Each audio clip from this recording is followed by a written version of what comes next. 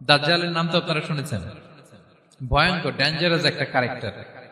পৃথিবীর শুরু থেকে শেষ পর্যন্ত এর চেয়ে বড় ফিতনা আসেনি, আসবেও না। দাজ্জালের ফিতনা। সে তার এক চোখ থাকবে, আরেক চোখ এরকম বন্ধ থাকবে, এখানে লেখা থাকবে কাফারা। কোনোভাবেই তাকে দমানো যাবে না, হত্যা করা যাবে না। আল্লাহ নবী ঈসা আলাইহিস সালাম তাকে হত্যা করবেন। তো যে ব্যক্তি সূরা কাহাফ তেলাওয়াত করবে, সূরা কাহাফের প্রথম 10 আয়াত বিশেষ করে মুখস্থ রাখবে, আল্লাহ তাআলা উসিমা মিন ফিতনাতিদ দাজ্জাল, দাজ্জালের ফিতনা থেকে তাকে বাঁচাবেন। সূরা কাহাফের মধ্যে একটা শব্দ আছে ওয়ালিয়াতালাত্তাফ। যারা কোরআন পড়েছেন দেখে থাকবেন, না দেখলে আজকে পাঠায় যে দেখবেন, একটা শব্দ আছে ওয়ালিয়াতালাত্তাফ। দেখবেন কোরআনের মধ্যে এই শব্দটা বোল্ড করা, মোটা কালি দিয়ে লেখা, bold. This is the middle of the holy Quran. এটা কোরআনের একেবারে মাঝখানে এই শব্দটা। এর আগে যত আয়াত, তারপরে ঠিক তত আয়াত। সুবহানাল্লাহি বিহামদিহি। This is the middle of the holy Quran, এবং এটা সূরা কাহাফের মধ্যে আছে ওয়ালিয়াতালাত্তাফ শব্দটা আপনারা দেখবেন। এবং এই সূরাটা নবুয়তির ৫ম বৎসরে নাজিল হয়েছিল, আবিসিনিয়াতে, হিজরতের পূর্বে। তখন সাহাবীদের উপর, নমুসলিম সাহাবাদের উপর কঠিন অত্যাচার চলতেছিল, ভয়ঙ্কর ধরনের অত্যাচার। তো এই সূরাটা নাজিল করে আল্লাহ তাআলা আমাদেরকে সান্ত্বনা দিলেন এবং বুঝাতে চাইলেন, এই অত্যাচার, এই জুলুমের শিকার শুধু তোমরাই হচ্ছ না, এর আগেও হয়েছে অনেকে। ৭ জন যুবক ছিল রোমান সাম্রাজ্যে, তারা তাদের ঈমান বাঁচানোর জন্য এরকম কষ্টের শিকার হয়েছিল, এবং তারা যে স্বপ্ন দেখেছিল সেই স্বপ্ন আল্লাহ তাআলা বাস্তবায়ন করেছেন। তো এই ঘটনাগুলো শুনিয়ে বেসিক্যালি মক্কার যে নও-মুসলিম সাহাবারা, তাদেরকে আল্লাহ তাআলা সান্ত্বনা দিচ্ছিলেন যে ফ্রাস্ট্রেটেড হওয়ার কিছু নেই। ওয়ালা তাহিনু ওয়ালা তাহজানু ওয়া আনতুমুল আ'লাউনা ইন কুনতুম মুমিনিন। হতাশ হবে না, চিন্তিত হবে না, বিজয় তোমাদেরই হবে যদি তোমরা মুমিন হও, যদি তোমরা বিশ্বাসী হও, তোমাদের ঈমানের দাবিতে যদি তোমরা সত্যবাদী হও। এই সূরাটা নাজিলের একটা প্রেক্ষাপট আছে। মক্কার কুরাইশরা কোনোভাবেই যখন রাসূল সাল্লাল্লাহু আলাইহি ওয়াসাল্লামকে দমাতে পারছিল না, তখন তারা প্ল্যান করলো যে আমরা মদিনাতে যে মদিনার ইহুদিদের কাছ থেকে কিছু জেনে আসি। কারণ মক্কাবাসীদের নবী, রাসূল, ওহী, আখিরাত এগুলোর ব্যাপারে কোনো ধারণা ছিল না। তো ফলে তারা কুরাইশরা নজর ইবনে হারিস এবং উকবা ইবনে আবি মুঈত এই দুইজনকে পাঠালো, তোমরা মদিনায় যাও, মদিনায় ইহুদিরা থাকে, ইহুদিদের কাছে তাওরাত নাজিল হয়েছিল। They have idea regarding prophets and আখিরাত, আখিরাত কি, নবী কি, এগুলোর আইডিয়া তাদের আছে। তো তাদের দুইজনকে পাঠালো যে তোমরা যে তাদের জিজ্ঞেস করো যে আমাদের জ্ঞাতি ভাইদের মধ্যে থেকে একজন তো নবী দাবি করে, সে কি আসলেই নবী কিনা, আমরা কিভাবে বুঝবো? তো যেই চিন্তা সেই কাজ, তারা গেল মদিনাতে, মক্কা থেকে মদিনায়, যে খুলে বললো যে আমাদেরই এক ছেলে, আমাদেরই এক লোক বয়স 40 হওয়ার পর থেকে বলে আমি নবী, আমার কাছে ওহী আসে, আল্লাহ আমার কাছে বাণী পাঠায়, আর তিনি আমাকে বাণী বাহক করে পাঠিয়েছেন তোমাদের কাছে। এটা আসলে সত্য কিনা, আমরা একটু কনফিউশনে আছি। তো ইহুদিরা বলল তোমরা যে তাকে 3টি প্রশ্ন করবে, যদি উত্তর দিতে পারে বুঝবে সত্য নবী। 1 নম্বরে জিজ্ঞেস করবে যে মুহাম্মদ বলো তো আসহাবে কাহাফ কারা, আসহাবে কাহাফ সম্পর্কে তোমরা কি জানো? যে সূরাটার নাম সূরাতুল কাহাফ। কাহাফ মানে হচ্ছে কেইভ, গুহা, মানে গুহাবাসী। 7 জন যুবক এই গুহার ভিতরে আশ্রয় নিয়েছিল ঈমান বাঁচানোর জন্য। মুহাম্মদ তুমি যদি সত্য নবী হও বলো এই ঘটনাটা কি। 2 নম্বরে তাকে জিজ্ঞেস করবে জুলকারনাইন বাদশা সম্পর্কে কি জানে, সে কিছু জানে কিনা। 3 নম্বর তাকে জিজ্ঞেস করবে মা হুয়া রূহ, রূহ কি, যে রূহটা দেহে ঢুকলে মানুষ নড়ে চড়ে, প্রাণবন্ত একটা অ্যানিমেশন থাকে, এটা বের হয়ে গেলে সে ডেড বডি, লাশ হয়ে পড়ে থাকে। What is the origin of রূহ, স্পিরিট। এই 3টা প্রশ্নের উত্তর যদি জানে তাহলে আসলেই সে সত্য নবী। তারা এসে জিজ্ঞেস করলো মুহাম্মদ বলো আসহাবে কাহাফ কারা, বলো জুলকারনাইন কে, বলো রূহ কি। এই 3টা প্রশ্নের উত্তর যদি করতে পারো তাহলে বুঝবে তুমি সত্য নবী। রাসূল সাল্লাল্লাহু আলাইহি ওয়াসাল্লাম বললেন ঠিক আছে যাও, আগামীকাল উত্তর বলে দেব। তিনি ইনশাআল্লাহ বলতে ভুলে গেলেন। রাসূল সাল্লাল্লাহু আলাইহি ওয়াসাল্লামের ধারণা ছিল প্রতিদিনই তো জিবরাইল কোরআনের আয়াত নিয়ে আসে, তো তারই ধারাবাহিকতায় আগামীকাল আসবে, আমি জিজ্ঞেস করে নিব এই 3টা প্রশ্নের উত্তর। তারপরের দিন সবাই এসে হাজির, কিন্তু জিবরাইল আলাইহিস সালাম আসেনি। রাসূল সাল্লাল্লাহু আলাইহি ওয়াসাল্লাম একটু বিব্রতকর পরিস্থিতিতে বললেন। তারা বললো তুমি তো আজকে অ্যাপয়েন্টমেন্ট দিয়েছো, ডেট দিয়েছো, বলো উত্তর বলো। রাসূল সাল্লাল্লাহু আলাইহি ওয়াসাল্লাম বলল আজকে না, আগামীকাল বলে দিলাম। রাসূল সাল্লাল্লাহু আলাইহি ওয়াসাল্লাম ইনশাআল্লাহ কথাটা আর মনে করতে পারতেছেন না। এরপরের দিনও তারা এসে হাজির, কিন্তু রাসূল সাল্লাল্লাহু আলাইহি ওয়াসাল্লাম উত্তর দিতে পারতেছেন না। তারপরের দিন এভাবে পিছাচ্ছেন, রাসূল সাল্লাল্লাহু আলাইহি ওয়াসাল্লাম ডেট দিচ্ছেন না। এভাবে 1 দিন 2 দিন 3 দিন না, 15 দিন। কয় দিন? এদিকে তো এই প্রশ্নের উত্তর জানার জন্য এখন একজন দুজন আসে না, দলে বলে কাফিররা আসে। কারণ রাসূল সাল্লাল্লাহু আলাইহি ওয়াসাল্লামকে এখানে অপমান করা যাচ্ছে, ছোট করা যাচ্ছে, হেয় করা যাচ্ছে। তারা এসে হাসাহাসি করে, আবু বকর, ওমর রাদিয়াল্লাহু আনহুকে বলে, দেখো তোমরা না বলছো সত্য নবী, উনি সত্য নবী হলে তো প্রথম দিন উত্তর দিয়ে দিতে পারতো, পারে না কেন? এটা থেকে বোঝা যাচ্ছে তিনি আসলে মিথ্যাবাদী। 15 দিন রাসূল সাল্লাল্লাহু আলাইহি ওয়াসাল্লামের জন্য এত বিব্রতকর পরিস্থিতি আর ছিল না। 15 দিন পর আল্লাহ তাআলা আয়াত নাযিল করলেন, ওয়ালা তাকুলান্না বিশাইইন ইন্নী ফাইলুন যালিকা গাদা ইল্লা আইয়াশা আল্লাহ। অর্থাৎ হে নবী, ভবিষ্যতের কোনো কাজে যখন ওয়াদা দিবেন, কমিটমেন্ট করবেন, আপনি আইয়াশা আল্লাহ মানে ইনশাআল্লাহ বলা ছাড়া কখনো দিবেন না। রাসূল সাল্লাল্লাহু আলাইহি ওয়াসাল্লামকে শিক্ষা দেওয়ার মধ্য দিয়ে বেসিক্যালি আল্লাহ তাআলা গোটা মুসলিম উম্মাহকে শিক্ষা দিলেন, আমাদেরকে শিক্ষা দিলেন, যাতে আমরা ভবিষ্যতের কাজে আগে ইনশাআল্লাহ বলি। তো রাসূল সাল্লাল্লাহু আলাইহি ওয়াসাল্লাম লেসনটা পেলেন। এরপর আল্লাহ তাআলা উত্তর জানিয়ে দিলেন, আম হাসিবিতা আন্না আসহাবাল কাহফি ওয়ার রহিমি কানু মিন আয়াতিনা আজাবা। টানা 2 পৃষ্ঠা উত্তর দিলেন আসহাবুল কাহফ কারা। তাওরাত, জাবুর, ইনজিলে কোথাও এত বিস্তারিত উত্তর নাই আসহাবে কাহফের ব্যাপারে। আল্লাহ তাআলা আল কাহফ, সূরাতুল কাহফ নামে গুহাবাসীদের নামে একটা সূরা দিলেন, বিস্তারিত 2 পৃষ্ঠায় বর্ণনা করলেন তারা কারা। কুরাইশরা তো তাআজ্জুব বনে গেল, ঘটনা কি, মুহাম্মদের উত্তর কিভাবে জানলো? সে তো কারো কাছে পড়ে নাই, লেখে নাই, এই দেশের বাইরেও কোথাও যায় নাই। দ্বিতীয় প্রশ্ন ছিল যুলকারনাইনকে আল্লাহ আয়াত নাযিল করলেন, ওয়াসআলুনাকা আন যিলকারনাইন কুল সাআতলু আলাইকুম মিনহু যিকরা। টানা আল্লাহ তাআলা প্রায় 1.5 পৃষ্ঠা, 1 পৃষ্ঠারও বেশি যুলকারনাইনের ঘটনা শোনালেন। আর রূহের কথা শোনালেন সূরা আল ইসরাতে, ওয়াসআলুনাকা আনির রূহ কুলির রূহু মিন আমরি রাব্বি ওয়া মা উতীতুম মিনাল ইলমি ইল্লা কালিলা। রূহ এটা আল্লাহর স্পেশাল একটা অর্ডার, আল্লাহর আদেশে এটা ঢুকে আল্লাহর আদেশে বের হয়। এটা কেউ ছুতে পারে না, ধরতে পারে না, দেখতে পারে না, এটা আল্লাহর পক্ষ থেকে একটা মিরাকেল। 3টা প্রশ্নের উত্তর যখন আল্লাহ তাআলা দিয়ে দিলেন, রাসূল সাল্লাল্লাহু আলাইহি ওয়াসাল্লাম তাদেরকে সাবলীল ভাষায় শুনিয়ে দিলেন। তারা অবাক হয়ে গেল। এইটা হচ্ছে সূরাতুল কাহফ নাজিল হওয়ার প্রেক্ষাপট। এরকম একটা সিচুয়েশনে নবুয়তির 5ম বছরে আল্লাহ তাআলা এই সূরাটা নাজিল করেছেন। এই সূরার কিছু ফজিলত আছে। রাসূল সাল্লাল্লাহু আলাইহি ওয়াসাল্লাম জুমার দিনে এই সূরাটা আমাদেরকে তেলাওয়াত করতে বলেছেন। আপনারা তেলাওয়াত করেন তো? সূরা কাহফ যদি জেনে না থাকেন আজকে থেকে করবেন। রাসূল সাল্লাল্লাহু আলাইহি ওয়াসাল্লাম বলেছেন যে জুমার দিনে যে এই সূরা কাহফ তেলাওয়াত করবে, মান ক্বারা সূরাতাল কাহফি ফি ইয়াউমিল জুমআতি আযা লাহু মিনান নূরি মা বাইনাল জুমআতাইন। 2 জুমার মাঝখানে আল্লাহ তাআলা এই জুমার সময়টাকে তার জন্য আলোকিত করে দেয়। কি করে দেয়? আলোকিত করে দেয়। একটা নূর তার জন্য সেট করে, এই নূর তাকে হেদায়েতের পথে অবশিষ্ট রাখে। এটা হচ্ছে একটা। তাহলে জুমার দিন আমরা সূরা কাহফ তেলাওয়াত করব, মনে করি এটা সুন্নাহ। জুমার দিনের সুন্নাহগুলোর মধ্যে থেকে একটা সুন্নাহ হচ্ছে সূরা কাহফ তেলাওয়াত করা।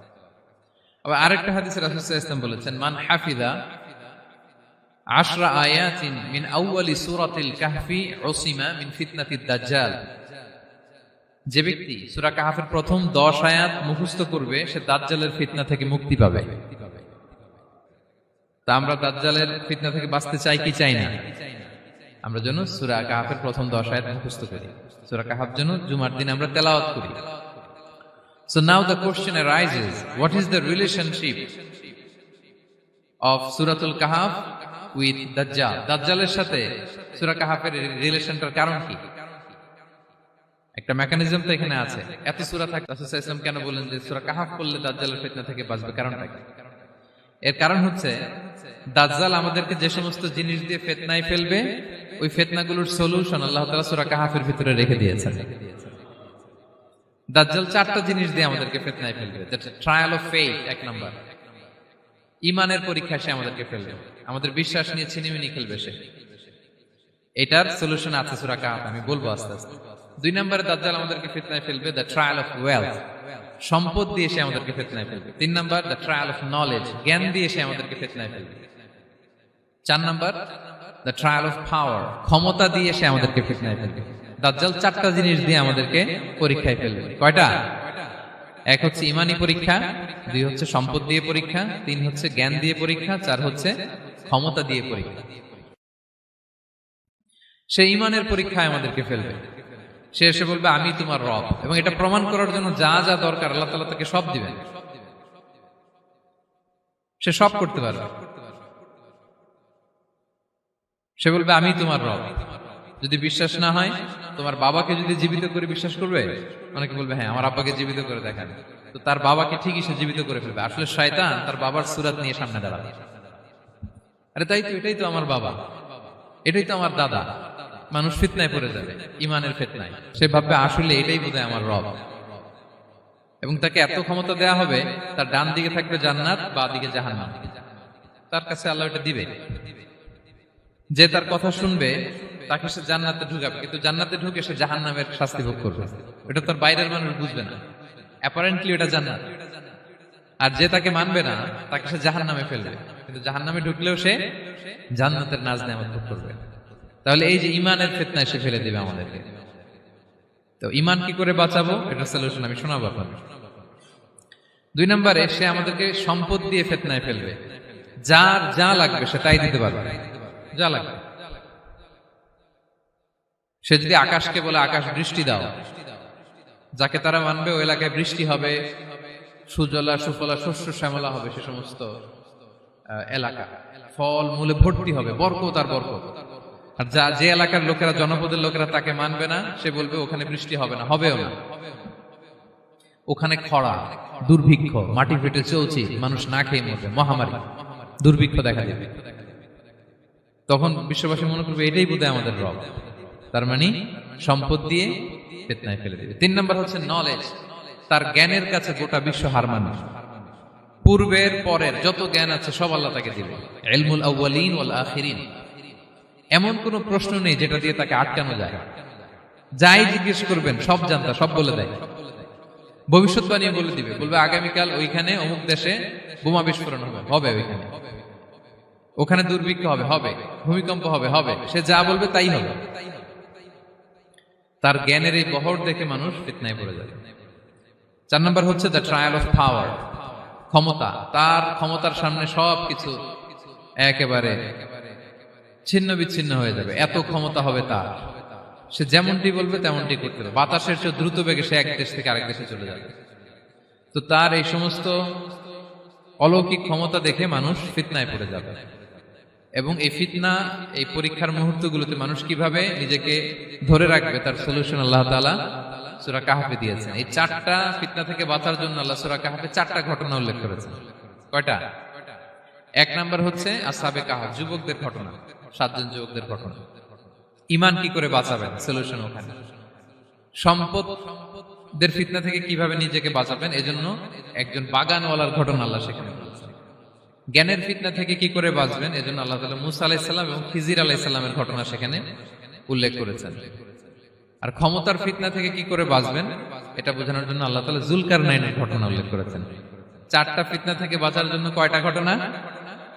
4টা ঘটনা। আমরা তাহলে একটা একটা করে ঘটনা শুনি, আমরা একটু উদ্ধার করার চেষ্টা করি যে কি কি সলিউশন আল্লাহ তাআলা আমাদের বাতলে দিলেন। 1 নম্বর হচ্ছে আসহাবে কাহফের ঘটনা। এটা 250 খ্রিস্টাব্দের সময়কালে রোমান সাম্রাজ্যের একজন বাদশা ছিল, নাম দাকিয়ানুস, প্রতাপশালী বাদশা, পৌত্তলিক, মূর্তির পূজা করে। ঈসা আলাইহিস সালাম বিদায় নিয়েছেন, 200-250 বছর হলো। তো সব নবীর ধর্মই কিন্তু ইসলাম, যদিও আমরা নাসারা বলি, ইহুদি বলি, সব নবীদের ধর্মই কি ইসলাম। তো তিনি ছিলেন পৌত্তলিক, মূর্তির পূজা করত।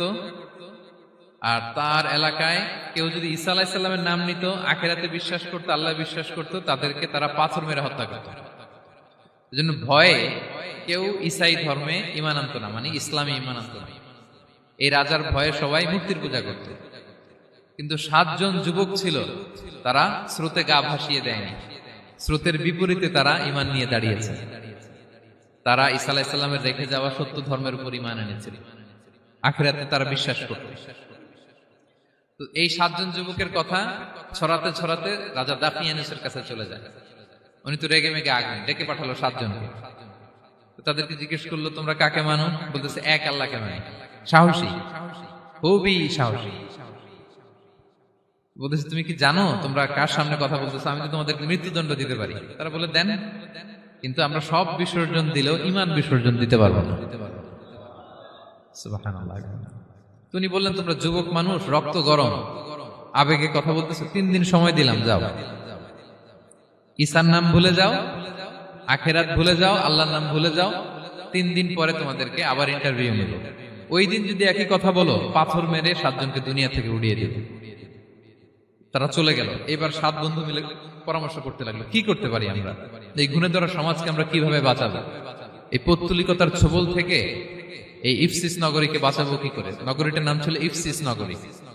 বর্তমানে এটা তুরস্কের ইজমির শহরে অবস্থিত। এখনো জায়গাটা প্রত্নতাত্ত্বিকদের ওই ইয়েতে এটা সংরক্ষিত, এখনো টুরিস্টরা যায়। তো তারা বলল, আমরা ঈমান বিসর্জন দিব না, যদি আমরা ওদের কথা মেনে নিই আমরা তো মুশরিক হয়ে গেলাম, চলো আমরা এক কাজ করি, আমরা এলাকা ছেড়ে দিই। এই 7 যুবক আল্লাহর উপর ভরসা করে তারা বাড়ি ঘর আত্মীয় স্বজন সব ছেড়ে দিয়ে, লোকালয় ছেড়ে দূরে একটা পাহাড়ের ভেতরে আশ্রয় নিল। পাহাড়ের ভেতরে একটা গুহা ছিল, এই গুহা কি আরবিতে বলে আল কাহাফ। কি বলে? এই সূরার নাম কি? সূরাতুল কাহাফ। তো তাদের সাথে সাথে একটা কুকুরও যাচ্ছিল। তারা বারবার তাড়িয়ে দেওয়ার চেষ্টা করতেছিল কুকুরটাকে, যাতে না যায়, কিন্তু কুকুর শুধু কান্না করে তাদের সাথে যাওয়ার জন্য ঘেউ ঘেউ করতেছিল। এই কুকুরটাকেও সাথে নিল। ভালো মানুষদের সাথে থাকলে কি হয় দেখেন, এই কুকুরের কথা, যেহেতু 7 জন ইমানদারের সাথে একটা কুকুর ছিল, এই কুকুরের কথা আল্লাহ সূরাতুল কাহাফে উল্লেখ করে দিয়েছেন। ওয়া কালবুহুম বাসিতুন যিরাআইহি বিল ওয়াসিল। তো তারা ভিতরে গেল, যে প্রচন্ড ক্লান্ত, তারা ঘুমিয়ে পড়ল। কি করলো? এই এক ঘুমে আল্লাহ 309 বছর কাটাই দিলেন। কয়শো 9 বছর? 9 বছর ঘুম, সব ঘুম, প্রচন্ড ঘুম, ঘুম যেন আর কাটে না। 309 বছর পরে এরা জাগলো। এখন খুব ক্ষুধা, ঘুমে আর মোর ভাঙতেছে, আর একজন জিজ্ঞেস করতেছে, কি লম্বা সময় ঘুম দিলাম বোধহয় আমরা? একজন বলতেছে, হ্যাঁ মনে সারাদিনই ঘুমাইছি আমরা। আরেকজন বলতেছে, না না সারাদিন না, দিনের কিছু অংশ হয়তো ঘুমাইছি। আসলে কয় বছর ঘুমাইছে?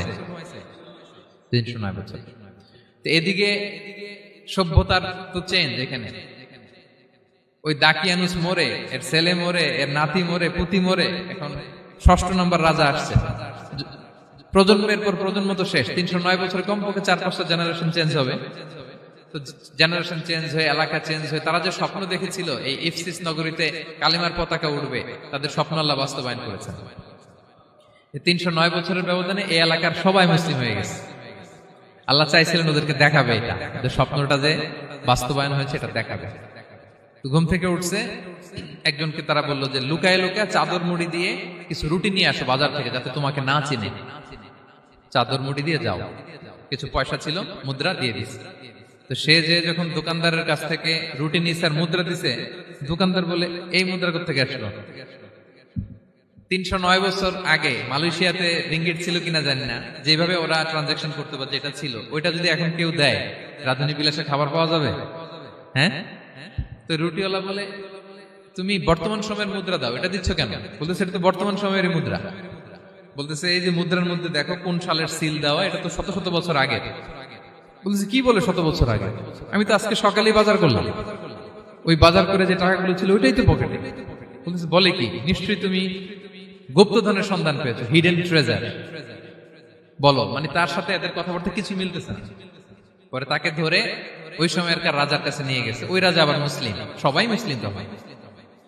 সে যা বলে এরাও কেউ বিশ্বাস করে না, এরাও যা বলে এও বিশ্বাস করে না। আর এলাকা, এর বাড়ি ঘর আসবে কোত্থেকে? এর নাতি পুতি যা আছে 5-6 পুরুষ তো মরে সবাই কবরে।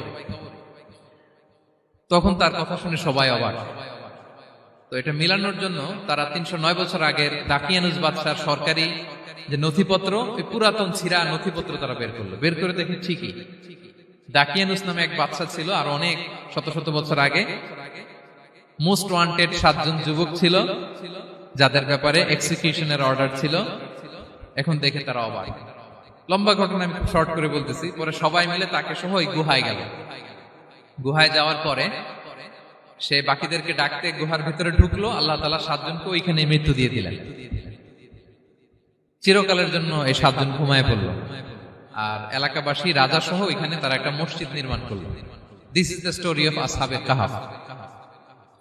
তো এলাকাবাসী যদিও মুসলিম হয়েছিল, কিন্তু আখিরাতের ব্যাপারে তাদের একটা সন্দেহ ছিল, যে আসলে মানুষ মরার পরে কি আবার জীবিত হবে? মৃত্যুবরণ করার পরে আবার মানুষ জীবিত হবে? তাদের মনের মধ্যে একটা সন্দেহ ছিল যে আসলে মারা গেলে মানুষ আবার উঠতে পারে। তাদের এই সন্দেহ দূর করার জন্য আল্লাহ তাআলা এই 7 জনকে 309 বছর ঘুম পাড়িয়ে আবার জীবিত করলেন। সুবহানাল্লাহ বিহামদিহি। তাহলে ঈমান কিভাবে বাঁচাতে হয় এটার প্রেরণা আমরা এই 7 যুবকের কাছ থেকে পাই। এখানে যেটা আমরা শিখি প্রিয় ভাইরা, 1 নম্বর লেসন হচ্ছে আমাদের গুড কোম্পানি লাগবে, রাইটাস পিপল, মানে আমাদের সার্কেলটা ভালো হইতে হবে। তাদের 7 জনের সার্কেলটা খুব ভালো ছিল, ফলে তারা বিপথে যায় না এবং তারা এমন শক্ত সিদ্ধান্ত নিয়েছে যে আল্লাহ তাআলা সেটাতে বরকত দিয়েছেন, গোটা সমাজকে আল্লাহ তাআলা চেঞ্জ করে দিয়েছেন। এটা হচ্ছে 1 নম্বর লেসন। আপনি ঈমান বাঁচাতে হলে আপনার সার্কেল ভালো লাগবে। খুঁজবেন যে এলাকায় যাবেন ওখানে নামাজি সার্কেল কারা আছে, ওখানে জ্ঞানী গুণী সার্কেল কারা আছে, ওখানে ভালো কাজ করতে চায়, একে অপরকে সহযোগিতা করে, কল্যাণের পথের যাত্রী কারা আছে খুঁজতে হবে আপনাকে। খুঁজে ওই সার্কেলে আপনি যুক্ত হবে, তাইলে ঈমান বাঁচানো যাবে। ক্লিয়ার? 2 নাম্বার হচ্ছে conflict between believers and disbelievers it's universal. সত্য মিথ্যার লড়াই এটা চিরন্তন, আজীবন থাকবে। এটা ওনাদেরও ছিল, এখনো আমাদের লড়াই করে যেতে হচ্ছে, আমাদের ভবিষ্যৎ প্রজন্মও করবে। এই লড়াইটা আমরা করে যেতে চাই। কি বলেন? হ্যাঁ, থামা যাবে না? আমরা থামতে আসিনি, আমরা এই লড়াইটা করে যাব, আমরা সত্যের কথা বলেই যাব ইনশাআল্লাহ। বলেন। 3 নাম্বার হচ্ছে যে লেসনটা আমরা পাই, অনেকগুলো লেসন, আমি খুব প্রেসাইজলি বলতেছি। যুবকরা চাইলে একটা সমাজকে পাল্টে দিতে পারে। এই পৃথিবীতে যত বড় বড় বিপ্লব হয়েছে এগুলো যুবকরা এনেছে। তারা হচ্ছে সভ্যতা গড়ার কারিগর। আসহাবে কাহাফ আমাদের এই সময়ের নওজওয়ানদের জন্য প্রেরণা, তারা আমাদের জন্য প্রেরণার বাতিঘর। তারা যেমনি ঈমানকে রক্ষা করেছে, আমাদের যুবকরা চাইলেও তাদের ঈমানি চেতনাতে স্পিরিট দিয়ে সমাজটাকে পাল্টে দিতে পারে। কি বলেন? এখানে বেশিরভাগই তো যুবক। হ্যাঁ, গুড সার্কেলে থাকবেন তো আপনারা? সত্যের পক্ষে সবাই থাকবেন তো? আল্লাহ তাআলা কবুল করুন। আচ্ছা, এবার 2 নাম্বার ছিল সম্পদের ফিতনা, কিভাবে বাঁচবেন। আসহাবে কাহাফের পরে সূরা কাহাফে আল্লাহ তাআলা একজন বাগানওয়ালার ঘটনা বলেছে। 2 জন বন্ধু, একজন একটু গরিব, সে বিশ্বাসী, আরেকজন ধনী, সে অবিশ্বাসী। তাকে আল্লাহ তাআলা বিশাল বড় খেজুরের বাগান আর আঙ্গুরের বাগান দিয়েছেন, বিশাল বড়, অনেক বড় বিজনেস ম্যাগনেট। তো এই সম্পদের অহংকার সে করত। সে প্রায় তার গরিব বন্ধুকে বলতো যে তোর চেয়ে আমার সম্পদও বেশি, সন্তানও বেশি, জনবল বেশি, লোকবল বেশি, অর্থবল বেশি, সব বেশি। অহংকারে তার পা মাটিতে পড়ত না। আর সে আখিরাতে অবিশ্বাস করত এবং সে বলতো যে এই সম্পদ আমারে বাঁচাবে, চিরকাল আমাকে স্মরণীয় করে রাখবে, এই সম্পদ কোনোদিন যাবে না। অনেক বড় বড় ধনীরা আছে, তারা এরকম মনে করে যে আমি এত বড় সিআইপি, হ্যাঁ, আমি এত বড় বিজনেস ম্যাগনেট, এই দিন বোধহয় আর চেঞ্জ হতে পারে না, আমার আজীবনই বোধহয় এত পাওয়ার থাকবে, এত সম্পদ থাকবে। এটা ভুল ধারণা। এটা কি ভুল ধারণা? এই যে তুরস্কে দুর্ভিক্ষ হইল না, আপনারা দেখছেন না যে অনেক সম্পদের মালিক বাড়ি ঘর ভেঙে রাস্তার ফকির। এখন ওই যে ডিফিউজিদের জন্য যে খাবার আসছে ওখানে লাইনে দাঁড়াইছে, কারণ এখন লাইনে না দাঁড়ালে খাবারও তো মিলবে না। 1000 কোটি টাকার মালিক ছিল, ভেঙে চুরে সব শেষ। এখন রিলিফের নেওয়ার জন্য দুস্থদের কাতারে ওখানে দাঁড়াইছে, কারণ দাঁড়াইলেই কিছু খাবার পাওয়া যাবে, খিচুড়ি পাওয়া যাবে, তা না হলে তো খাবারটাও মিলবে না। এই যে বঙ্গবাজারে আগুন লাগলো আমাদের বাংলাদেশে, 20টা-25টা দোকান ছিল অনেকের যাদের অন্যান্য বিজনেস আছে তারা হয়তো সার্ভাইভ করতে পারতেছে, কিন্তু এমন অনেক ব্যবসায়ী ছিল সব শেষ, জ্বলে পুড়ে, তার টাকা পয়সা পুঁজি স্বপ্ন সব শেষ। তো ধনীকে গরিব বানাতে আল্লাহর 1 সেকেন্ডও লাগে না। ওই বিশাল প্রাসাদ থেকে টেনে ভাঙ্গা থালা হাতে দিয়ে রাস্তায় নামাইতে আল্লাহর কয় সেকেন্ড লাগে বলেন তো? 1 সেকেন্ডও লাগে না। সো এই লেসনটা কিন্তু আমাদের নিতে হবে। এবং ওই ব্যক্তির নসিবে তাই ঘটেছিল।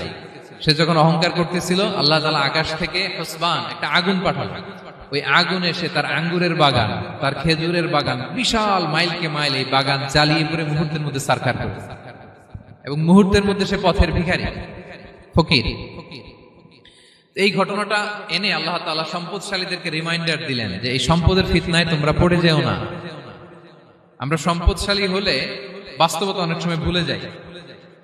সূরাতুল হুমাজাতে আল্লাহ তাআলা বলেন ইয়াহসাবু আন্না মালাহু আখলাদা। সম্পদশালীরা মনে করে এই সম্পদ আমাকে চিরকাল বাঁচিয়ে রাখবে, চিরকাল বোধহয় এই সম্পদ আমার হাতে থাকবে। না, এটা হাতের ময়লা, আজ আছে কাল নাই, যে কোনো সময় চলে যেতে পারে। এটা হচ্ছে ম্যাটেরিয়ালিস্টিক আউটলুক, বস্তুবাদী চিন্তা থেকে এই আমাদের ধনী ভাইদের এই সমস্যাটা হয়। ভোগবাদী চিন্তার প্রভাব আর কি। সম্পদ যখন হাতে থাকে ধরাকে সরাজ্ঞান করে, মনে করে যে সবই আমার কন্ট্রোলে। না, আপনারে ওই গরিবের কাতারে আনতে, ওই রিলিফের সম্পদ নেয়ার জন্য ওই লাইনে দাঁড় করাইতে আল্লাহর 1 সেকেন্ডও লাগে না। এটা খেয়াল রাখতে হবে। আমরা যখন প্রাইভেট কারে চড়ি, মাঝে মাঝে অনেকে এসে হাত পাতে, এদেরকে ছোট করা যাবে না। গল্পটা আল্লাহ ভিন্ন করতে আল্লাহর 1 সেকেন্ডও লাগে না। ওইদিকে আমি দাঁড়ায় হাত পাততাম আর উনি প্রাইভেট কারে বসে থাকতো। আল্লাহ চাইলে এরকম করতে পারতেন না? পারতেন। তো এখান থেকে আমাদের জন্য শিক্ষা হচ্ছে, সম্পদ এটা ক্ষণস্থায়ী, আজ আছে কাল নাই। এটা ক্ষণস্থায়ী, এটাকে এভারলাস্টিং মনে করা যাবে না। এভারলাস্টিং হচ্ছে আখিরাত। ওয়ালাল আখিরাতু খায়রুল লাকা মিনাল উলা। আখিরাত তোমার জন্য দুনিয়ার চেয়ে শ্রেষ্ঠ। এবং আল্লাহ তাআলা দৃষ্টান্ত একটা দিয়েছেন যে দুনিয়ার জীবনটা হচ্ছে কামা, ওই পানির মতো যেটা আনজালনাহু মিনাস সামা, আকাশ থেকে নাজিল করেছি। ওই পানি ক্ষেতের মধ্যে পড়ে ফসল, ফুল ফসল হয়েছে। এরপরে যখন ফসল কাটা হয়, ওই ক্ষেত খামার এগুলো তৃণলতা হয়ে যায়, ভুসির মতো হয়ে যায়। তখন বাতাসের ঝাপটায় একবার এদিকে যায়, একবার ওদিকে যায়। অনেক লম্বা উপমা, আমি সংক্ষেপে বললাম। তো শেষ আউটপুটটা হচ্ছে এটা, সম্পদ এটা মুহূর্তেই চলে যেতে পারে। সম্পদ উপার্জন জায়েজ আছে, মুসলিমরা সম্পদ উপার্জন করতে পারবে, কোনো অসুবিধা নাই। আপনি যদি ধনী হন এটা ভালো, ফলে আপনি যাকাত দিতে পারবেন, অসহায় দুস্থদের সহায়তা করতে পারবেন, কন্ট্রিবিউট করতে পারবেন। আপনি সম্পদ হাতের মুঠোয় নেবেন, কন্ট্রোল করবেন, কিন্তু এই দিকে স্থান দিবেন না। দ্যাটস ইট, তাহলেই হবে। আমরা সম্পদ কি করতে পারবো? উপার্জন করতে পারবো, কিন্তু হৃদয়ে স্থান দিতে পারবো না। হৃদয়ে স্থান থাকবে আখিরাতের। এই মাইন্ডসেট যদি আপনি গড়ে তোলেন, তাহলে সম্পদের ফিতনা আপনি কখনো পড়বেন না। এই পয়েন্টটা কি ক্লিয়ার সবার? ক্লিয়ার। 3 নাম্বার ফিতনা ছিল কিসের ফিতনা দেখি কে বলতে পারে? প্রথমটা হচ্ছে বিশ্বাস বা ঈমানের ফিতনা, 2 নাম্বার হচ্ছে সম্পদের ফিতনা, 3 নাম্বার জ্ঞানের ফিতনা। জ্ঞানেরও কিন্তু ইলমেরও একটা গরম আছে। যার ইলম আছে তার মধ্যে এই সমস্যাটা কাজ করে। সেটার জন্য আল্লাহ তাআলা মুসা আলাইহিস সালাম, খিজির আলাইহিস সালামের ঘটনা বলেন। আমি খুব সংক্ষেপে বলবো, সময় কম। মুসা আলাইহিস সালাম হচ্ছে বনি ইসরাইলের নবী, আর খিজির আলাইহিস সালাম কেউ বলেছেন নবী, কেউ বলেছেন আল্লাহর ওলি। আসলে আরবিতে ওনার নাম খদির, আমরা বাংলায় বলি খিজির। খদির মানে সবুজ। উনি যে কোনো জায়গায় বসলে ওখানে মরা গাছ, লতা পাতা এগুলো সবুজ হয়ে যেত। অনুর্বর এলাকার উপর দিয়ে হেঁটে গেলে ওটা উর্বর হয়ে যেত। তো মুসা আলাইহিস সালাম একবার ওয়াজ করতেছেন এইভাবে বনি ইসরাইলের সামনে, খুতবা দিচ্ছেন। হঠাৎ এক লোক দাঁড়ায় বলে, ইয়া নবী আল্লাহ, মান আ'লামু ফিল আরদ, বর্তমান পৃথিবীতে সবচেয়ে জ্ঞানী কে? মুসা আলাইহিস সালাম বলেন, ফাকালা আনা, আমি। কি বললেন? উনি আসলে ভুল কিছু বলেন নাই, কারণ প্রত্যেক জামানার নবীকেই আল্লাহ তাআলা সবচেয়ে বেশি জ্ঞান দিয়ে পাঠান, কারণ তার কাছে ওহীর জ্ঞান আসে, অদৃশ্যের খবর আসে, ইলমুল গায়ব আসে। কিন্তু এই উত্তরটা আল্লাহ তাআলার পছন্দ হয় না। আল্লাহ তাআলা চাচ্ছিলেন মুসা যদি বলতো আল্লাহ তাআলাই জানে কে জ্ঞানী বা আল্লাহই সবচেয়ে জ্ঞানী, এরকম হলে ভালো হতো। কিন্তু মুসা আলাইহিস সালাম কি বলছে? আমি। এখন প্রশ্ন করলো সবচেয়ে বড় জ্ঞানী কে? উনি কি বললেন? আমি। এই যে আমি এটাতে ঝামেলা আছে। আমি বড়, আমি জানি, আমি সব, দিস ইজ প্রবলেমেটিক। আল্লাহ এটা পছন্দ করলেন না। আল্লাহ তাআলা মুসা আলাইহিস সালামকে বললেন, মুসা তুমি যে বলছো তুমি জ্ঞানী, না তুমি জ্ঞানী না, তোমার চেয়ে বড় জ্ঞানী আছে। মুসা আলাইহিস সালাম বলে, তাই নাকি? আমার চেয়ে বড় জ্ঞানী কে? তো আল্লাহ তাআলা বললেন, ইযহাব ইলা মাজমাইল বাহরাইন, 2 সাগর বা 2 নদীর মিলনস্থলে যাও, ওখানে আমার এক বান্দা আছে তোমার চেয়েও জ্ঞানী। মুসা আলাইহিস সালাম বললেন, তাই নাকি? তো আল্লাহ, আমি কিভাবে চিনি উনি কোথায় থাকে, কিভাবে বুঝবো? আল্লাহ বললেন, একটা বড় মাছ নাও, এটাকে ফ্রাই করো, এটাকে ফ্রাই করে একটা ঝুড়ির ভেতরে নাও, যেখানে এই মাছটা সাগরে ঢুকে যাবে ওখানে আমার বান্দাকে পাবে। তো উনি ওনার সহযোগী ইউশা ইবনে নুনকে নিয়ে হাঁটতে লাগলেন। হাঁটতে হাঁটতে এক জায়গায় ক্লান্ত হয়ে পাথরের পাশে বিশ্রাম নিলেন। ওই পাথর থেকে আবার এক ধরনের পানি বের হয়, এই পানিটারে বলে আবে হায়াতের পানি, মাউল হায়াত, জীবন নদীর পানি। এই পানি কোনো মৃত প্রাণী বা বস্তুর গায়ে লাগলে ওটা জীবিত হয়ে যায়। তো ওনারা পাথরে হেলান দিয়ে বিশ্রাম নিচ্ছিলেন। ওই পানি ওই ফ্রাই করা মাছের গায়ে লাগার সাথে সাথে মাছ জীবিত হয়ে ঝুড়ি থেকে বের হয়ে সাগরে ঢুকে গেছে। ওনারা আর খেয়াল করেন না। এরপর আবার হাঁটতে লাগলেন। হাঁটতে হাঁটতে যখন ক্লান্ত শ্রান্ত, তখন বলে, এই ইউশা, আমাদের ওই মাছ, ফ্রাই মাছটা দাও, এখন খাই। ঝুড়ি খুলে দেখে মাছ নাই। মাছ গেল কোথায়? তখন ইউশা বললো, হয়তো আমরা যে পাথরের ওখানে বিশ্রাম নিয়েছিলাম ওখানে আমরা মিসিং, ওখানে হারাই ফেলছি। চলো চলো, আরে ওইদিকে তো যাইতে হবে আমাদের। উনি গেলেন, যে দেখে মাছ যে জীবিত হয়ে বালুর এদিকে নাড়াচাড়া করতে করতে সাগরে ঢুকে গেছে, ওখানে দাগ আছে। মুসা আলাইহিস সালাম ঢুকলেন সুরঙ্গ, ঢুকে দেখে চাদর গায়ে দিয়ে এক লোক শুয়ে আছে। সালাম দিলেন, আসসালামু আলাইকুম। ওই লোক চাদর আর সরায় না, ভিতর থেকে বলতেছে ওয়ালাইকুম আসসালাম। তো চাদরের ভিতর থেকে উনি বলে মান আন, তুমি কে? মুসা আলাইহিস সালাম বললেন আনা মুসা, আমি মুসা। উনি বলেন মুসা বনি ইসরাইল, বনি ইসরাইলের মুসা? বললেন হ্যাঁ। কেন এসেছো? এবার চাদর খুললেন, বলতেছে আপনার কাছ থেকে কিছু শিখতে আসছি। আল্লাহ বলছে আপনি নাকি সবচেয়ে বড় জ্ঞানী। আমি ভুল করে বলে ফেলছিলাম আমি, আল্লাহ বলছেন যে আপনি নাকি জ্ঞানী। বলতেছে না, তুমি আমার জ্ঞান নিতে পারবে না, ওই ধৈর্য শক্তি তোমার নাই। মুসা আলাইহিস সালাম বললেন যে আপনি যে কোনো শর্তে আমাকে একটু রাখেন কয়েকদিন আপনার সাথে, আমি রাজি। বললেন না তুমি পারবে না। মুসা আলাইহিস সালাম জোর করতে লাগলেন, অবশেষে খিদির আলাইহিস সালাম রাজি হলেন। বললেন শর্ত হচ্ছে আমি যাই করি আর না করি আমাকে কোনো প্রশ্ন করা যাবে না। মুসা আলাইহিস সালাম বললেন ওকে। সফর শুরু হলো। সামনে নদী, এক লোক তাদের নৌকা দিয়ে নদী পার করায় দিল। নদী পারাপারের পর খিজির আলাইহিস সালাম লাঠি দিয়ে নৌকার তলাটা ছিদ্র করে দিলেন। মুসা আলাইহিস সালাম বললেন ইন্না লিল্লাহি, এটা আপনি কি করলেন? ওরা আমাদেরকে নদী পার করে দিল, আর যে ভাড়াটা আসছিল এটাও নিল না, আমাদেরকে সম্মান দেখালো, আপনি নৌকা ছিদ্র করে দিলেন। খিজির আলাইহিস সালাম বলছে এই যে আমি বলছিলাম না তুমি ধৈর্য ধারণ করতে পারবে না, যাও তোমার রাস্তায় তুমি, আমার রাস্তায় আমি। মুসা আলাইহিস সালাম আবার ক্ষমা চাচ্ছেন যে আপনি আমার ক্ষমা করেন, আমি তো ভুলে গেছি, আর প্রশ্ন করবেন না। চলতে লাগলেন। হঠাৎ বাচ্চারা খেলতেছে, এক বাচ্চাকে ধরে হত্যা করলেন খিজির আলাইহিস সালাম। এবার তো মুসা আলাইহিস সালাম রেগে গেছে, আপনি করলেনটা কি? নিষ্পাপ ফুলের মতো শিশুকে হত্যা করলেন। খিজির আলাইহিস সালাম বলে এই যে আমি জানতাম যে তুমি ধৈর্য ধারণ করতে পারবে না, তোমার রাস্তা এক, আমার রাস্তা এক, যাও। এবার মুসা আলাইহিস সালাম করজোর করতেছে যে this is the last chance, একটা ফাইনাল চান্স দেন, একটা সুযোগ দেন, আর আমি প্রশ্ন করবো, এটাই লাস্ট। বলেন ওকে ঠিক আছে। হাঁটতে হাঁটতে এক ইহুদি বসতির সামনে যে হাজির, দুজনই খুব ক্ষুধার্ত, খাবার চাইলো, এরা আবার কৃপণ, খাবার দিল না। তো খিজির আলাইহিস সালাম বললেন ঠিক আছে, খাবার যেটা দিচ্ছেন আমরা চলে যাই। যাওয়ার পথে দেখতেছে এই এলাকার একটা দেয়াল ভেঙে পড়ে যাবে। তিনি বললেন মুসা চলো এটা ঠিক করে দেই। দুইজন মিলে প্রচন্ড ক্ষুধায় এটা সেটা এনে দেয়ালটা তৈরি করতেছে। মুসা আলাইহিস সালাম তো এমনি রাগী, পেটে আবার ক্ষুধা, আবার বলছে কিছু বলাও যাবে না। তিনি এবার আর প্রশ্ন করেন, বলতেছে ওরা এত কিপটামি করলো আর আপনি এটা করে দিলেন, আপনি তো চাইলে এটা টাকা নিতে পারতেন, পারিশ্রমিক নিতে পারতেন চাইলে। এই কথা বলার পর খিজির আলাইহিস সালাম বললেন হাযা ফিরাকু বাইনি ওয়া বাইনি, এখানেই তোমার আর আমার সেপারেশন, আর সামনে আগানো যাবে না, তোমার কোনো ধৈর্যই নেই। তো এতটুকু তোমাকে আমি বলি যে আমি একটাও আল্লাহর আদেশ ছাড়া করি নাই, আল্লাহর আদেশে আমি করেছি। কি? এক নম্বর হচ্ছে ওই যে আমাদের ভাড়া নিতে চাইলো না, আমাদেরকে পার করে দিল, নৌকাটা ছিদ্র করেছি কারণ এই এলাকায় একজন জালিম বাদশাহ আছে, সে নৌকা পেলেই গরিব মাঝিদের নৌকা সিজ করে নিয়ে যায়। তো এটাকে যখন তলায় ছিদ্র করে দিছি, রাজার লোকেরা এসে দেখবে যে এটা তলা ছিদ্র, পানি ঢুকতেছে, এটা নিবে না, ওরা পরে সামহাও এটা রিপেয়ার করে চালাইতে পারবে। মুসা আলাইহিস সালাম বলে সুবহানাল্লাহ, তাই তো, এটা তো আমি বুঝতে পারি নাই। আর ওই ছোট শিশুটাকে হত্যা করছি, ও অনেক বড় জালিম হবে এলাকা, তার ফিতনায় এলাকাবাসী তটস্থ থাকবে, সে তার মা বাবাকেও জাহান্নামে নেবে। এজন্য আল্লাহ তাআলা আদেশ দিয়েছেন আমাকে, আল্লাহর আদেশে আমি তাকে হত্যা করেছি।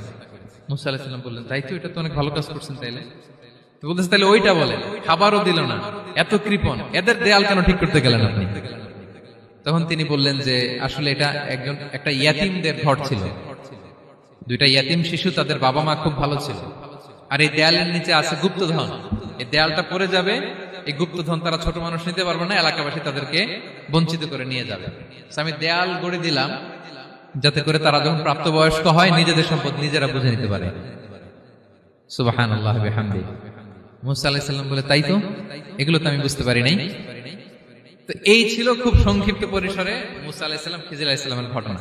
তো রাসূল সাল্লাল্লাহু আলাইহি ওয়াসাল্লাম বুখারীতে একটা চমৎকার কথা বলেছেন, তিনি বলেছিলেন ওয়াদিদনা আন্না মুসা সাবার হাত্তা ইউকাসসা আলাইনা মিন আমরিহিমা। রাসূল সাল্লাল্লাহু আলাইহি ওয়াসাল্লাম বলেছিলেন ইস, আমার ভাই মুসা যদি আরেকটু ধৈর্য ধরতো তাহলে আরো কিছু অজানা তথ্য আমরা জানতে পারতাম। এখান থেকে, এই ঘটনা থেকে আমরা কি শিখলাম? প্রথম যেটা আমরা শিখলাম, জ্ঞান নিয়ে বড়াই করতে নেই, ঠিক কিনা? জানার কোনো শেষ নেই, জাননেওয়ালার উপরও জাননেওয়ালা আছে, জ্ঞানীর উপরও জ্ঞানী আছে। আপনি কিছু জেনেই মনে করবেন না আমি সব জানি, আপনার চাইতেও বেশি জ্ঞানী অনেকে আছে। অনেক সময় বক্তার চাইতেও শ্রোতারা অনেক জ্ঞানী। হয়তো এখানে এমন অনেক জ্ঞানী লোক আছে যার ধারে কাছেও আমরা কেউ নেই, হতে পারে। সো আমি সব জানি, এটা ভুল, এটা শয়তান বলে। এটা কে বলে? শয়তান বলে। আবু নাওয়াস একটা কবিতা লিখেছেন, ওয়াকুল লিমান ইয়াদঈ ফিল ইলমি ফালসাফাতান হাবাসতা শাইআন ওয়া গাবাত আনকা আশিয়াউ।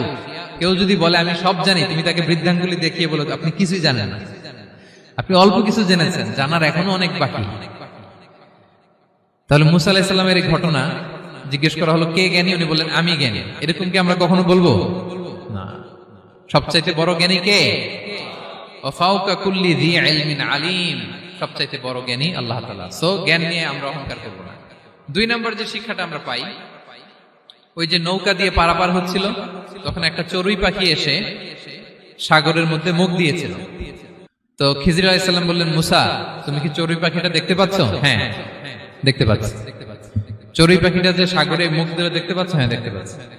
তখন খিজির আলাইহিস সালাম বললেন, চড়ুই পাখিটা সাগরে মুখ দিয়ে পানি খাওয়ার পরে চড়ুই পাখির ঠোঁটে বা চঞ্চুতে যতটুকু পানি লেগে আছে, এই পানিটা হচ্ছে তোমার আমার এবং মহাবিশ্বের আমাদের সকলের জ্ঞান, আর এই মহাসাগরের সকল পানি হচ্ছে আল্লাহ তাআলার জ্ঞান। আল্লাহ তাআলা বলেছেন, ওমা উতিতু মিনাল ইলমি ইল্লা কালিলা, আমি তোমাদেরকে একেবারে অল্প জ্ঞান দিয়েছি, একেবারে অল্প। এই রহস্যে ঘেরা এই মহাবিশ্বের অনেক কিছু আমাদের অজানা। প্রিয় ভাইরা, আমরা অনেক কিছু জানি না, আমাদের এই লিমিটেড নলেজ এগুলো ধরে না, তারপর আমরা জ্ঞানের বড়াই করি। আপনারা উপমাটা বুঝতে পারছেন? একটা নৌকা থেকে চড়ুই পাখি ঠোঁট দিয়ে পানি খাচ্ছে, পানি খাওয়ার পরে স্বভাবতই চড়ুই পাখির ঠোঁটে একটু পানি তো লাগবে। খিজির বললেন যে এই পানিটা হচ্ছে তোমার আমার পৃথিবীর সবার জ্ঞান, আর এই সাগরের বাকি পানিগুলো কার জ্ঞান? এবার বুঝতে পারছেন আল্লাহ তাআলার জ্ঞানের পরিধি। আমরা জ্ঞান নিয়ে যেন কখনো কি না করি, বড়াই না করি। জ্ঞান 2 ধরনের, একটা বাহ্যিক জ্ঞান, একটা অন্তর্নিহিত জ্ঞান। External knowledge, internal knowledge. আমরা যখন কোরআন হাদিস পড়ি আমাদের বাহ্যিক জ্ঞান অর্জন হয়। কোরআন হাদিস পড়লেই আপনি জ্ঞানী হয়ে যান। এটা কোরআন হাদিস পড়তে হয়, এটা ডাইজেস্ট করতে হয়, এটার উপর আমল করতে হয়। এই জ্ঞান অর্জন শেষে এরপরে আল্লাহর প্রিয় বান্দাদেরকে আল্লাহ অন্তরে ইলমের নূর দেন, ইলহাম দেন। That is the knowledge, that is the pure knowledge. আপনি হাফেজে কোরআন হয়ে ভাবেন না আপনি সব জানেন, আপনি বুখারী মুখস্থ করে ভাবেন না সব জানেন। এই সব জ্ঞান অর্জন করার পরে ইলমের নূর হাসিল হয়, সেটা আল্লাহ সবারে দেয় না। সো এই অন্তর্নিহিত জ্ঞান, দূরদৃষ্টি, farsightedness, that is the pure knowledge. এটার জন্য বছরের পর বছর, যুগের পর যুগ সাধনা করতে হয়। সেটার জন্য এই জ্ঞান অর্জনের জন্য 3টা জিনিস করতে হয় ইলমের নূর অর্জনের জন্য। কয়টা? 1 হচ্ছে বিনয়, 2 হচ্ছে সফর, 3 হচ্ছে সবর। আবার বলি, 1 হচ্ছে বিনয়, 2 হচ্ছে সফর, 3 হচ্ছে সবর। আল্লাহ তাআলা আল্লাহর নবীকে তাওরাত দেওয়ার পরেও আরো ট্রেনিং সেশন করাইছেন খিজির আলাইহিস সালামের কাছে। যাও ওনার কাছে গেলে তুমি ছোট হবা, নত হবা। জ্ঞান যদি আমি নিতে চাই আমাকে ছোট হইতে হবে। ধরেন একটা গ্লাস থেকে একটা খালি গ্লাসে পানি ঢালবো, তো যেটাতে নেওয়া হবে এটা উপরে থাকলে হবে? যেই গ্লাসটার মধ্যে পানি আছে এটা উপরে থাকবে, ওইটা ব্ল্যাঙ্ক গ্লাসের মধ্যে পড়বে। আপনি নলেজ ইলম নিতে চাইলে আপনাকে নিচে থাকতে হবে, উনি উপরে থাকবে। আপনার শায়েখ আপনাকে দিবে, আপনার উস্তাদ আপনাকে দিবে, আপনার মুর্শিদ আপনাকে দিবে। বুঝতে পেরেছেন? তাহলে আমাদেরকে হাম্বলনেস লাগবে। শিখতে হইলে হাম্বল হইতে হয়, বিনয়ী হইতে হয়। আচ্ছা, 2 নাম্বার সফর করতে হয়। এটা আল্লাহ মুসা আলাইহিস সালামকে দিয়ে করাইছেন, যাও পিছে পিছে উস্তাদের পিছে পিছে ঘুরো। তো এজন্য সফর করতে হয়। এখন ঘরে বসে অনেক কিছু জানা গেল, উস্তাদের সান্নিধ্য লাগে, সফর করতে হয়। আমাদের ক্লাসিক আলেমরা হাদিস কালেকশনের জন্য শহরকে শহর সফর করতেন। এখনো আমাদের আলেমরা দেওবন্দে যায়, মিশরে যায়, মদিনায় যায়। এখানকার মালয়েশিয়ান স্টুডেন্টরাও দেশে বিদেশে যে নলেজ অর্জন করে। সফর আপনাকে লাগবে। তাহলে বিনয়, সফর, 3 নম্বরে কি? সবর। ধৈর্যশীল হইতে হবে। দেখেন মুসা আলাইহিস সালাম বারবার প্রশ্ন করে ফেলতেছেন, বারবার ওয়াদা ভঙ্গ করতেছেন। এরকম করলে হবে না, ধৈর্য লাগবে। ধৈর্যের বলে বলিয়ান হলে তখনই আপনার মধ্যে ইলম আসবে। তাহলে জ্ঞানের ফিতনায় পড়ার আর আমাদের কোনো সম্ভাবনা আছে? আমরা বিনয়ী হব, আমরা জ্ঞান আল্লাহর দিকে ফিরাই দেব। আমরা বলবো উনি সবচেয়ে ভালো জানেন। পারা যাবে তো ইনশাআল্লাহ? আচ্ছা, আমি একেবারে শেষ পর্যায়ে চলে আসছি, 2 মিনিটের মধ্যে শেষ করে দিচ্ছি। 3 নাম্বার ছিল কিসের ফিতনা? 4 নাম্বার ক্ষমতার ফিতনা। এই ফিতনা থেকে বাঁচার জন্য সর্বশেষ আল্লাহ তাআলা যুলকারনাইনের ঘটনা বলেছেন। অনেক বড় বাদশা ছিলেন, পৃথিবীতে 4 জন বাদশা গোটা বিশ্ব শাসন করেছেন। 2 জন কাফির, 2 জন মুমিন। কাফির একজন হচ্ছে নমরুদ, যিনি ইব্রাহিম আলাইহিস সালামকে আগুনে ফেলেছিলেন। আরেকজন হচ্ছে বখতে নাসার, যাকে ইংরেজিতে বলে নেবুচারনেজার দ্য সেকেন্ড, দ্বিতীয় নেবুচারনেজার। তারা কোনো নির্দিষ্ট এরিয়ার বাউন্ডারির বাদশা না, গোটা বিশ্বের বাদশা ছিলেন। এই 2 জন কাফির। আর 2 জন বাদশা ছিলেন গোটা বিশ্বকে শাসন করেছেন, তারা ছিলেন মুমিন। একজন হচ্ছে সুলাইমান আলাইহিস সালাম, আল্লাহর নবী। আরেকজন হচ্ছে যুলকারনাইন, গোটা বিশ্ব শাসন করেছেন, প্রাচ্য থেকে পাশ্চাত্য সব জায়গায় তিনি গিয়েছেন, ইসলামের বাণী প্রচার করেছেন, জালিমদেরকে শায়েস্তা করেছেন। তো এরকম দিক বিদিক তিনি জয় করতেছিলেন। অনেকে জুলকারনাইনকে আলেকজান্ডার দ্য গ্রেটের সাথে গুলিয়ে ফেলে না। ম্যাসিডোনিয়াতে যে আলেকজান্ডার দ্য গ্রেট ছিল, উনি আর জুলকারনাইন এক নন। জুলকারনাইন হচ্ছে আল্লাহ তাআলার প্রিয় একজন বান্দা, অনেক বড় সাহসী বীর পুরুষ ছিলেন, গোটা বিশ্বে ইসলাম প্রচার করেছেন। করতে করতে করতে করতে অনেক বড় ঘটনা, আমি সব শেষের ঘটনাটা বলি। উনি জর্জিয়া, বর্তমান যে জর্জিয়ার তিবলিসি এরিয়া, এখানে এসে একটা এলাকার সন্ধান পেলেন, যারা ওনাকে এসে বলল যে এখানে একটা জঙ্গলি গ্রুপ আছে যাদের নাম ইয়াজুজ মাজুজ, তারা এসে আমাদের উপর হামলা করে। হে জুলকারনাইন, আমরা আপনাকে ট্যাক্স কালেক্ট করে দিচ্ছি, আপনি তাদের মাঝে আর আমাদের মাঝে একটা প্রাচীর তৈরি করে দেন। আপনারা ইয়াজুজ মাজুজের নাম শুনেছেন না? ইংরেজিতে বলে গগ ম্যাগগ। নূহ আলাইহিস সালামের 4 সন্তান ছিল, হাম, সাম, ইয়াফাস, কানাআন। এই ইয়াফাসের বংশধর হচ্ছে ইয়াজুজ মাজুজ, জঙ্গলি, হাজার হাজার শুধু বংশ বিস্তার করে। তারা এসে লোকালয়ে মানুষের উপর আক্রমণ করে, তাদের গবাদি পশু এগুলো ছিনিয়ে নেয়, ফলমূল খেয়ে ফেলে। তো জুলকারনাইন বাদশার কাছে যখন বিচার দেওয়া হলো, উনি বললেন ঠিক আছে, তোমাদের ট্যাক্স দেয়া লাগবে না, তোমরা শারীরিক পরিশ্রম করে আমাকে সাহায্য করো। তো উনি বর্তমানে হচ্ছে এক পাশে কৃষ্ণ সাগর, ব্ল্যাক সি, আরেকদিকে কাস্পিয়ান হ্রদ বা কাস্পিয়ান সাগর, এর মাঝখানে 1200 কিলোমিটার লম্বা মাউন্টেন রেঞ্জ, পাহাড়ি এরিয়া, আপনারা গুগলে দেখবেন। এইখানে 2 পাহাড়ের মাঝখানে ফাঁকা জায়গায় তিনি বড় বড় লোহার পাত প্রথিত করলেন, গেড়ে দিলেন।